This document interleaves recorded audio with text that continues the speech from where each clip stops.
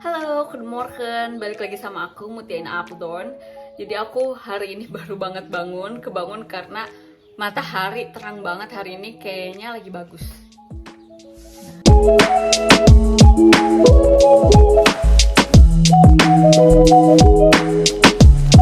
Aku mau ngopi dulu, abis itu kita ngobrol-ngobrol.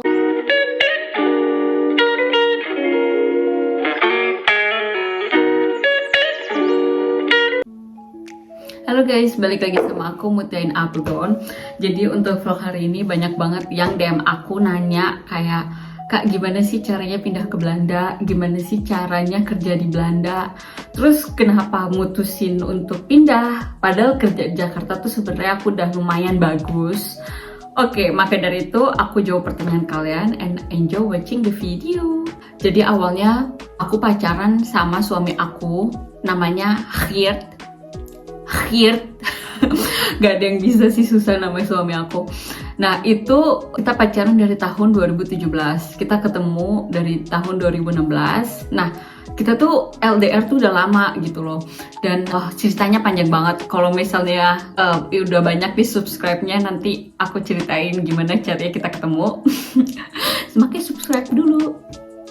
Oke, jadi aku tuh kerja udah lumayan bagus. Aku tuh kerja di Kuningan jadi business manager. Sampai aku dapat trofi business manager of the month. Maka dari itu aku pikir kerjaan aku udah bagus nih, dan suami tuh baru lulus master, lagi nyari kerja. Dan aku bilang, kenapa kita nggak tinggal aja di Indonesia, kamu cari kerja di Indonesia gitu.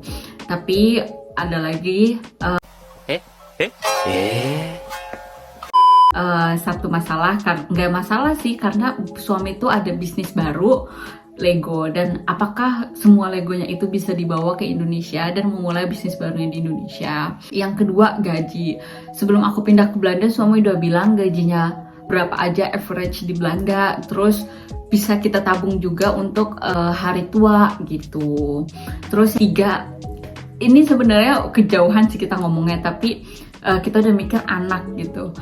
Kalau untuk urusan anak, suami bilang di Belanda dari bayi itu udah dikasih duit, terus sekolah sampai SMA itu gratis setara internasional gitu.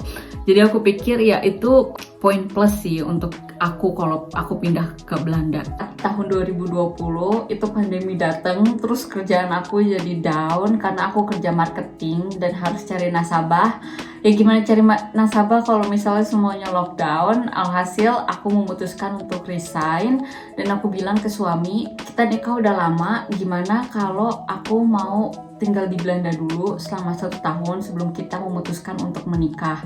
Karena aku nggak mau ngambil kucing dalam karung gitu loh guys. Kayak aku takut kalau aku udah nikah terus aku pindah ke Belanda, aku nggak bisa nyari kerja, aku nggak bisa bahasanya, lingkungannya aku kurang suka, makanan dan lain-lain, dan akhirnya pisah di tengah jalan gitu loh. Makanya aku coba dulu 1 tahun di Belanda. Setelah kita cocok, aman di Belanda, aku ngerasa nyaman, kita bisa nikah gitu. Dan akhirnya kesepakatan bersama aku pindah ke Belanda. Tapi itu menguras hati sih guys, karena pengurusan visa dan pengurusan dokumen-dokumen lainnya itu menguras tenaga, uang, dan waktu. Karena aku nunggu visanya itu sekitar 6 bulan. Terus belum lagi ujian bahasa Belanda, kita nunggu lagi hasilnya selama 2 bulan gitu.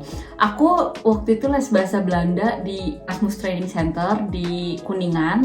Itu pas aku lagi kerja Senin sampai Jumat, Sabtunya aku les di situ. Ya tiap hari aja begitu. Terus aku langsung lah memberanikan diri untuk ikut ujian langsung.